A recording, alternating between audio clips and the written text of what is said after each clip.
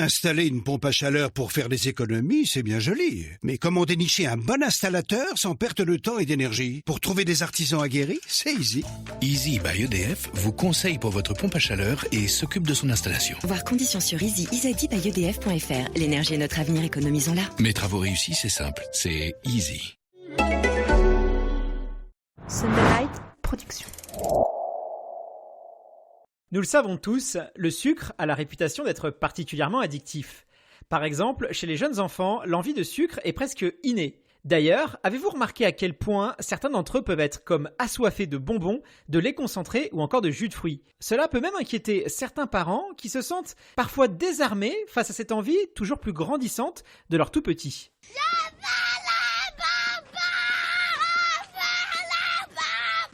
Il semblerait que dès la naissance, nous avons une préférence naturelle pour le sucre en raison du lait maternel et de son goût sucré. De plus, dans l'histoire de l'humanité, la nourriture n'a pas toujours été aussi abondante.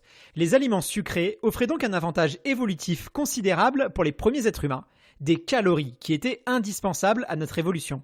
Selon les scientifiques, c'est probablement la raison pour laquelle les enfants et les adolescents sont aussi attirés par le sucre et délaissent le plus souvent les aliments amers qui, eux, étaient plus susceptibles d'être toxiques s'ils les avaient trouvés dans la nature. Notre attirance pour le sucre serait donc probablement inscrite dans nos gènes.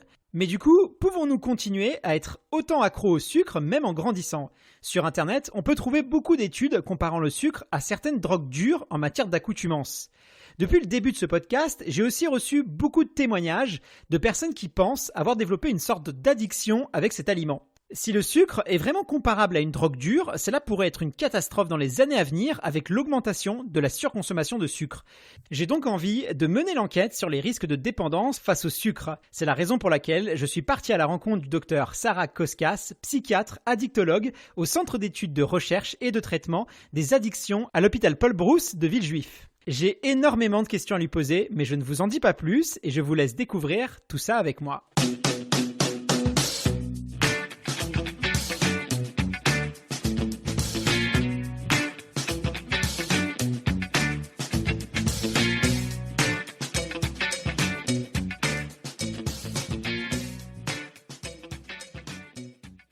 Bonjour Dr Koskas, Bonjour. Merci infiniment d'avoir accepté mon invitation et de répondre à mes questions. Je suis sûr que vous allez pouvoir m'aider à comprendre un peu mieux la relation qu'on entretient avec le sucre dans notre alimentation. C'est vrai que c'est un sujet qui préoccupe de plus en plus de monde et moi le premier.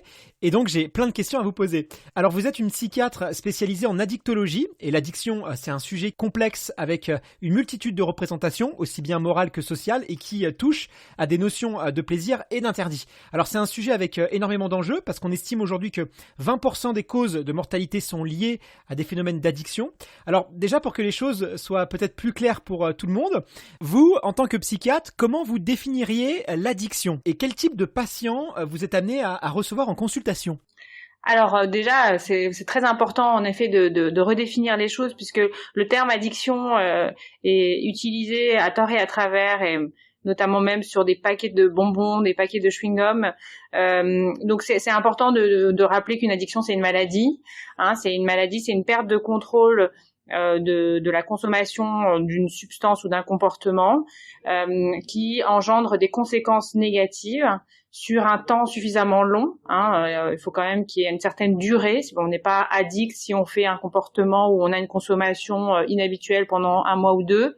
Il faut que ça a une certaine notion de durée, que ça ait des conséquences, qu'il y ait une notion surtout essentielle, c'est de perte de contrôle, c'est-à-dire que on peut faire quelque chose, consommer quelque chose qui n'est pas bon pour la santé ou qui est dangereux. L'addiction, c'est la perte de contrôle de ce comportement ou de cette consommation qui engendre des conséquences négatives. Alors il faut aussi bien être au clair sur cette notion de perte de contrôle. Il y a aussi beaucoup d'autres éléments qui doivent être ajoutés pour caractériser ce qu'on appelle aujourd'hui un trouble de l'usage, avec un phénomène de tolérance, notamment le fait de devoir augmenter les quantités pour avoir le même effet, une sorte d'accoutumance, avec des conséquences sur toute la vie du sujet. Moi, je m'occupe principalement des addictions liées aux substances. On a très peu de demandes de consultation d'addiction au sucre précisément. C'est souvent un trouble qui est associé sur lequel que l'on va rechercher et que l'on va éventuellement accompagner lors de la prise en charge. Mais il faut qu'il y ait des répercussions énormes sur la vie du sujet pour vraiment parler de pathologie. D'accord, donc on s'aperçoit que l'addiction, ce n'est pas un terme à prendre à la légère, c'est une maladie avec des conséquences qui peuvent être très graves sur la vie des personnes. D'ailleurs, j'ai lu récemment un article du Figaro Santé qui titrait, je cite, « Le sucre présente un potentiel addictif aussi important que l'alcool ou la cocaïne ». Alors j'ai l'impression que depuis les années 2000, il y a une sorte de prise de conscience du potentiel danger du sucre sur notre santé physique et psychologique, et de plus en plus de monde assimile le sucre à une drogue. Pourtant, quand on observe les effets du sevrage, par exemple, chez les toxicomanes par rapport à des personnes qui suivent un régime sans sucre, et c'est mon cas actuellement, même si il y a effectivement des petites similitudes, il y a quand même des différences qui sont très notables. Alors, est-ce que pour vous, la comparaison sucre-cocaïne, est-ce qu'elle est appropriée selon vous ? Elle est dangereuse. Elle est dangereuse et je pense pas appropriée. Aujourd'hui, il n'y a pas de consensus sur l'existence réelle d'une addiction au sucre, c'est-à-dire addiction au sucre, avec le terme addiction, pour comparer aux autres substances psychoactives. Aujourd'hui, on est plus à affaire à un trouble de la consommation qui face à un produit qui est quand même assez différent. On peut pas comparer le sucre au cannabis, à l'alcool. Alors certes, il procure du plaisir et c'est là où forcément on s'en mêle un peu les pinceaux. Le sucre est une source certaine de plaisir, mais est aussi, dans sacré paradoxe, aussi source essentielle de vie. C'est-à-dire c'est une source nutritive qui est importante, mais on ne peut pas complètement comparer les choses. Alors, il est vrai qu'on peut avoir des compulsions, comme on appelle ça aussi des cravings au niveau des substances psychoactives, vers le sucre, avec un sentiment un peu de perte de contrôle, comme si on n'allait pas, c'est pas bon pour nous, mais on continue à consommer. Ce qu'on va plus aujourd'hui au niveau de la recherche, c'est qu'on est plus addict, si vous voulez, au plaisir procuré par la saveur sucrée, ou par le sucré plus en fait par la saveur sucrée, et c'est plus, on va dire, une addiction à ce plaisir procuré qui va nous donner envie de retourner vers le sucre, beaucoup plus que le sucre en lui-même. Donc à différencier des substances psychoactives comme l'alcool, le tabac, le cannabis, qui sont des substances, et lorsqu'on est addict à la substance, on est addict à la nicotine, on est addict à l'alcool, on est addict au tétrahydrocannabinol. Là, au niveau du sucre, c'est plus au plaisir procuré par le sucre auquel on va vouloir se retourner à nouveau. Qui est peut-être même à comparer peut-être un peu aux addictions comportementales, un peu différemment que l'ingestion de sucre à proprement dit. Donc on n'est pas réellement, on a des circuits qui se mêlent, qui sont similaires. On a le plaisir, mais comme on a aussi du plaisir lorsqu'on a des rapports sexuels, comme on a du plaisir lorsqu'on passe un bon moment avec des amis, on va utiliser les mêmes circuits neuronaux que l'addiction, sans pour autant que ce soit une maladie. Et puis, ce qui est vrai, qui est un peu compliqué, c'est que le sucre, on ne peut pas vraiment vivre sans. Et donc, du coup, on peut se dire, mais comment trouver un peu ce juste milieu, et c'est pour ça que moi je compare un petit peu aussi à l'addiction comportementale, où l'addiction comportementale, l'objectif ce n'est pas forcément de ne plus jamais avoir ce comportement, mais plutôt de réapprendre à le contrôler. Très intéressant, donc si j'ai bien compris, on n'est pas forcément accro au sucre lui-même, aux produits sucrés, mais à l'effet neurologique que fait le sucre sur nous, sur nos papilles. C'est une nuance qui est importante parce que effectivement, ça peut expliquer pourquoi aujourd'hui il y a un nouveau problème qui est le problème des produits light, des produits zéro, qui créent une vraie addiction. Et aux États-Unis notamment, on sait qu'il y a de plus en plus de gens qui sont vraiment accros au soda zéro, sans sucre, avec de l'édulcorant, et pourtant il n'y a pas de sucre. Donc là, on voit que on voit que la différence, ça peut avoir son importance. D'ailleurs, c'est un sujet que je traiterai plus tard. Mais moi, je le remarque quand même parce qu'aujourd'hui, je suis un régime sans sucre ajouté. Mais il y a quand même un certain plaisir, un circuit de récompense qu'on a quand on mange un produit sucré. Il y a vraiment, ça nous procure du plaisir et donc on a tendance à vouloir aller chercher ce plaisir-là. Oui, mais comme il y a plein de choses qui font du plaisir, qui procurent du plaisir, heureusement. Il y a aussi ce que je voulais rajouter aussi, c'est que il y a aussi des éléments qui sont pas exactement similaires. Vous l'aviez dit tout à l'heure, les signes de sevrage par exemple, lorsqu'on ne peut pas manger du sucre, ne sont pas du tout les mêmes signes de sevrage que l'on peut rencontrer face à une substance psychoactive, avec des signes physiques pour l'alcool, de tremblement, de sueur, d'hypertension, de douleur, pour les opiacés par exemple. On ne va pas avoir ces signes aussi importants par rapport au sucre. Et par ailleurs aussi, on a ce phénomène, je vous disais, de tolérance, c'est-à-dire qu'on est obligé d'augmenter les quantités pour avoir le même effet. Avec le sucre, il y a quand même un phénomène de satiété associé, qui fait qu'à un moment on s'arrête quand même de consommer, ce qui est un peu différent des substances psychoactives où finalement nous on rencontre des gens qui consomment 6-8 litres d'alcool par jour, comme si il n'y avait plus de limite à la quantité. Merci en tout cas de nous aider à y voir plus clair, parce que c'est vrai que dans la presse, quelquefois, on peut lire des raccourcis ou des choses qui sont pas forcément exactes en termes de terminologie. Donc, on a bien compris les nuances et les différences. Néanmoins, on se rend compte que certaines personnes vont entretenir une relation assez peut-être dangereuse avec le sucre. Est-ce que vous, par exemple, dans votre cabinet, vous allez recevoir des personnes qui vraiment pensent avoir un problème d'addiction avec le sucre ? Il y a bien sûr des gens qui ont des comportements inappropriés et qui vont avoir des compulsions vis-à-vis du sucré, notamment la nuit, ou des compulsions dans une période de la journée répétitive, avec une perte de contrôle, avec une incapacité à changer, qui vont avoir des répercussions négatives comme on recherche dans toutes les addictions, c'est-à-dire une prise de poids, une obésité, un diabète, des conséquences négatives liées à ce comportement. Mais c'est quand même assez rare que les gens consultent uniquement pour ça. Mais souvent, chez nos patients qui ont des consommations de substances psychoactives problématiques, peut se surajouter cette addiction au sucre, ce comportement lié au sucre avec un phénomène de récompense. Et là, on est plus sur un rééquilibrage plus qu'un phénomène d'abstinence, un projet d'abstinence qu'on peut avoir pour d'autres substances. Je comprends bien. Donc, dès qu'on a un problème d'addiction, par exemple, à d'autres substances, le sucre peut venir s'additionner à ce problème-là. Donc là, effectivement, il peut avoir des dangers. En tout cas, moi, j'ai pu m'apercevoir que ma consommation de sucre, elle était souvent liée à un état émotionnel.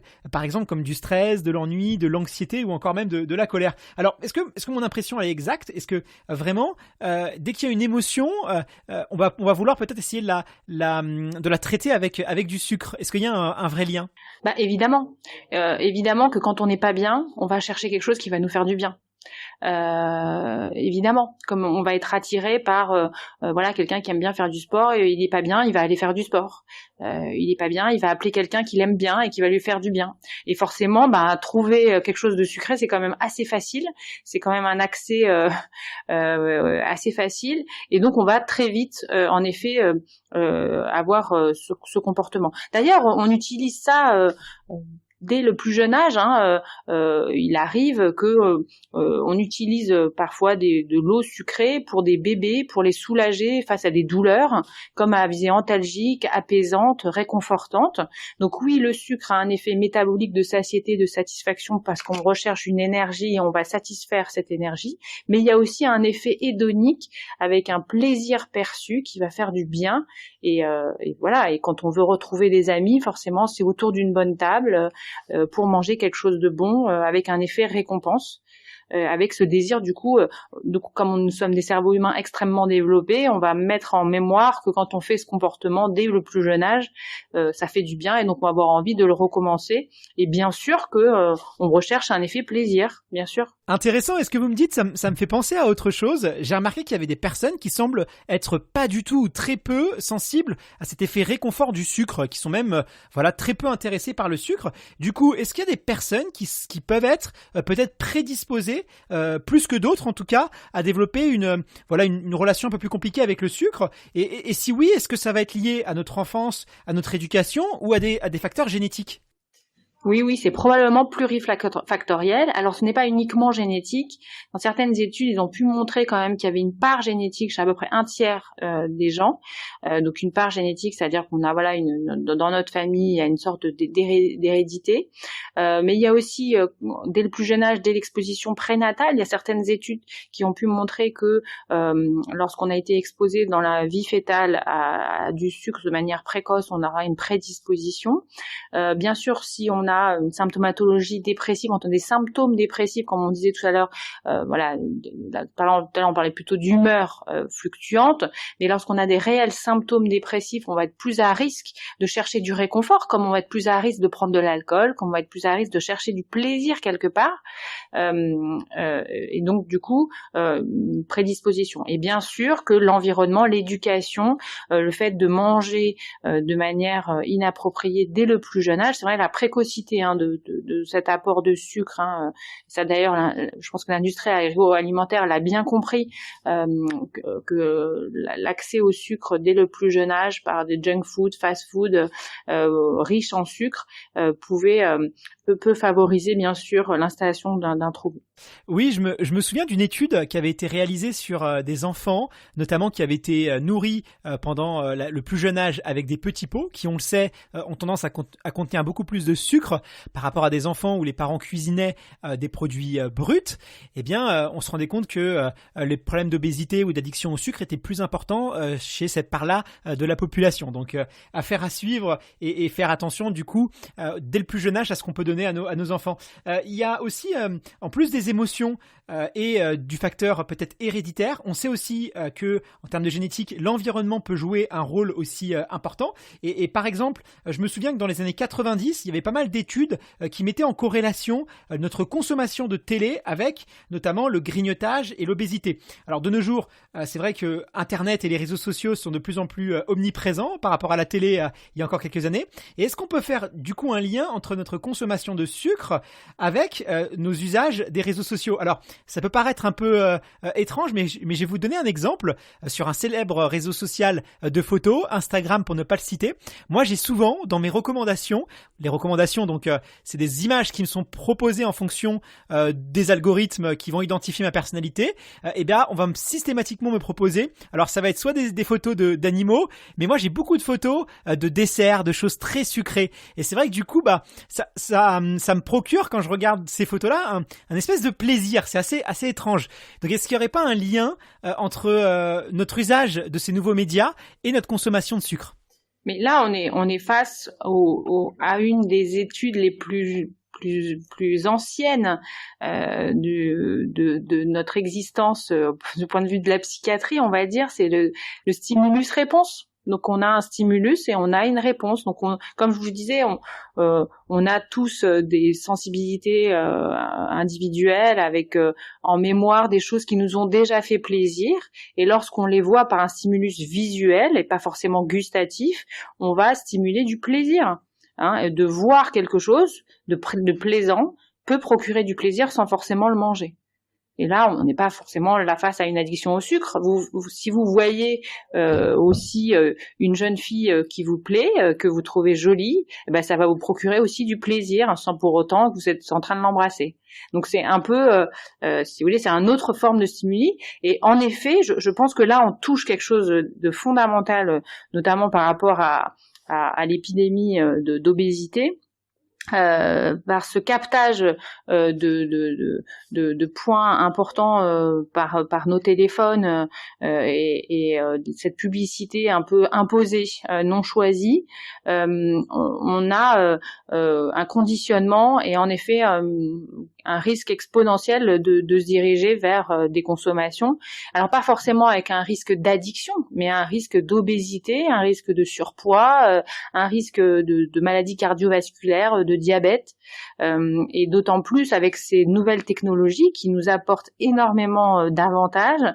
Et on a des nouvelles maladies qui se développent forcément lorsqu'on a toute la possibilité d'avoir tout sans se déplacer.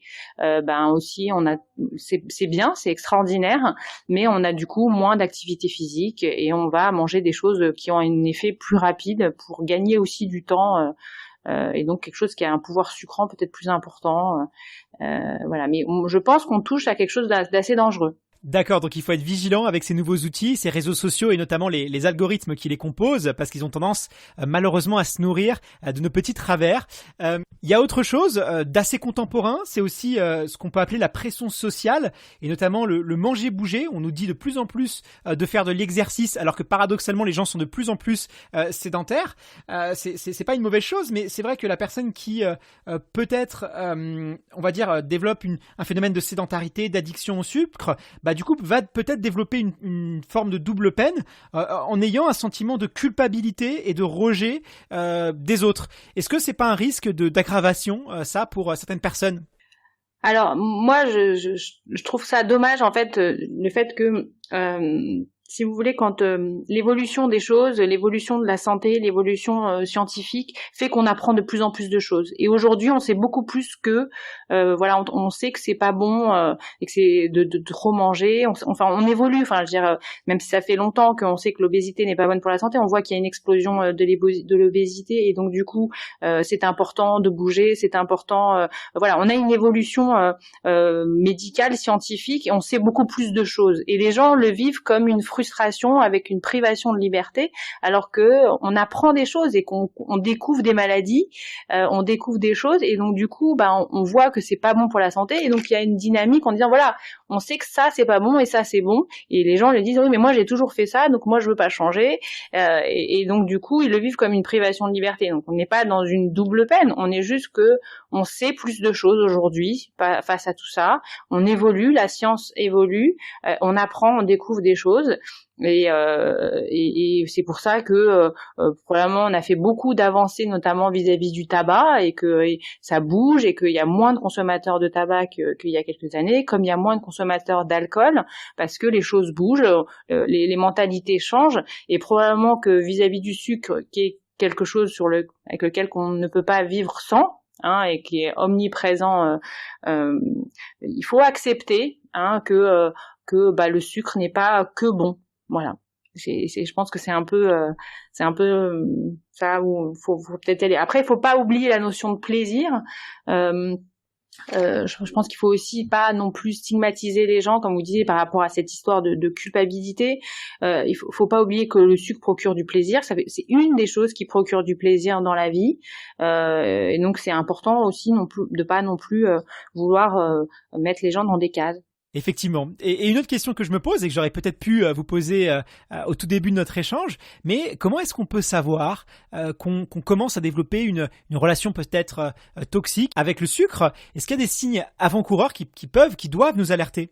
Bien sûr, lorsqu'on a une perte de contrôle vis-à-vis des équivalents addictifs, c'est-à-dire que voilà, on se rend compte que tous les soirs on va manger un pot de glace, que tous les soirs on va avoir des difficultés à contrôler et à répéter les choses malgré les conséquences, et qu'on commence à avoir quelques conséquences de type prise de poids, problèmes cardiovasculaires, hypertension, dans un cas plus extrême un peu de diabète, et que on commence à avoir des difficultés relationnelles, enfin voilà, on commence à avoir des conséquences, et que on devient un peu irritable si on peut pas avoir les choses. Enfin, en tout cas, à partir du moment où ça provoque des conséquences négatives, là il faut s'en inquiéter. Et il faut s'en inquiéter. Alors il y a une échelle qui a été validée en français, mais qui est pas sur le plan consensus. Quand je vous disais, l'addiction au sucre, comme n'est pas vraiment consensuelle, elle n'est pas utilisée vraiment pour faire des diagnostics.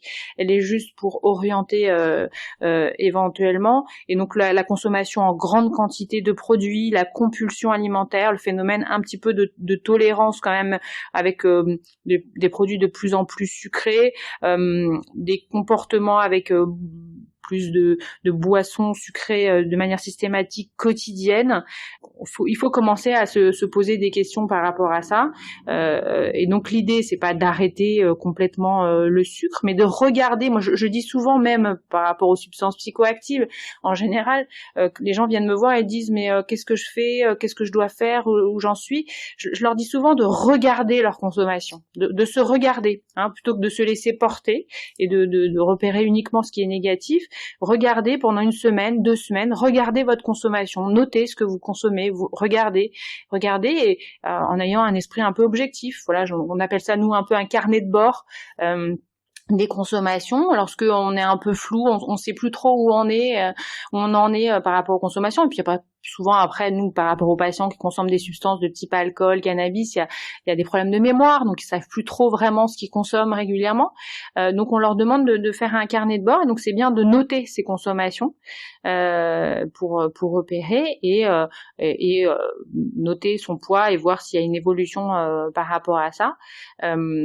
Et là, se dire qu'on commence à être dans une consommation à risque si ça devient problématique, donc avec cette prise de poids et ces comportements qui sont problématiques au quotidien. Justement, en début d'émission, vous m'avez dit que on était plutôt sur un rééquilibrage avec le sucre et non pas forcément sur une abstinence totale, tout simplement parce que déjà le sucre c'est un élément qui est vital à notre santé, donc voilà, on a besoin pour vivre. Mais comment ça se passe concrètement quand une personne a des problèmes? Est-ce que par exemple c'est un processus qui est long d'avoir une meilleure relation avec le sucre? C'est souvent des processus assez longs, puisqu'il y a souvent ça marche pas du premier coup, ça prend du temps. L'idée c'est pas un changement total et de devenir champion olympique de haut niveau au bout de 3 mois. Ça prend beaucoup de temps. Il faut s'autoriser aussi des entorses, il faut s'autoriser des plaisirs associés et pas être dans quelque chose de radical, parce que quelque chose de radical ça fonctionne pas. C'est contrairement aux substances psychoactives où c'est beaucoup plus facile finalement d'arrêter totalement. L'abstinence est beaucoup plus facile que la consommation contrôlée dans les substances psychoactives. Là, on est plus dans un rééquilibrage et il faut aller à son rythme et éventuellement se faire accompagner si on n'y arrive pas et accepter l'aide de l'autre aussi. Effectivement, on comprend bien la difficulté. C'est vrai que quelquefois, ça peut être plus simple d'arrêter totalement quelque chose que de pouvoir le gérer, le rationaliser, avoir une maîtrise dessus. Ça demande peut-être beaucoup plus d'énergie, beaucoup plus de temps, beaucoup plus de pas faire les choses de manière extrême ou trop brutale. Ça, c'est quelque chose que je m'aperçois effectivement au quotidien. Merci infiniment, docteur, pour toutes ces informations et de nous avoir aidé à y voir peut-être plus clair, loin de ce qu'on peut lire dans la presse ou dans certains documentaires qui cherchent à peut-être être un peu spectaculaire. On voit que la réalité des fois elle est un petit peu plus complexe. Merci infiniment et peut-être à bientôt. Cette conversation avec le Dr Koskas a été très rassurante. Ça m'a permis de mieux comprendre les véritables situations de dépendance. Avant de commencer ce défi, j'étais anxieux à l'idée d'arrêter les sucres ajoutés. J'avais déjà essayé par le passé de les supprimer, mais sans résultat, parce qu'après quelques jours, je tenais plus et je craquais. Finalement, avec le recul, je pense que je n'étais pas suffisamment assez motivé pour tenter une expérience pareille. Quelquefois, c'est peut-être plus simple de penser qu'on est addict à quelque chose et que du coup, c'est pas dans notre contrôle, un peu comme une forme de déresponsabilisation. Si aujourd'hui, je réussis mieux cette expérience sans sucre ajouté, c'est peut-être parce que je suis déterminé à réussir cette fois-ci. Évidemment, c'est pas facile tous les jours, et plus particulièrement le soir, où j'ai vraiment envie de grignoter des choses sucrées. Quelquefois, je suis même à 2 doigts de craquer. Je sais pas si je vais réussir à tenir jusqu'au bout comme ça. On m'a parlé des effets positifs que peut avoir l'hypnothérapie sur les petites dépendances et même les envies de grignotage. Il y a même des personnes de mon entourage qui ont réussi à arrêter le tabac grâce à cette discipline. Comme je suis un garçon plutôt curieux, j'ai envie d'en savoir plus. Ça peut peut-être m'aider à mieux vivre ces soirées où j'ai envie de craquer et de grignoter.